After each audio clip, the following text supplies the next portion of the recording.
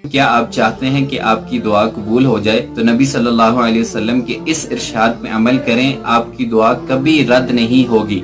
आप सल्लल्लाहु अलैहि वसल्लम ने फरमाया कि जुम्मे के दिन एक घड़ी ऐसी है, अगर कोई मुसलमान उस वक्त दुआ कर लेता है तो उसकी दुआ रद्द नहीं होगी। अहले इल्म के नजदीक असर से लेके मगरिब तक वो वक्त है, अगर कोई शख्स इसमें दुआ कर लेता है तो उसकी दुआ रद्द नहीं होगी।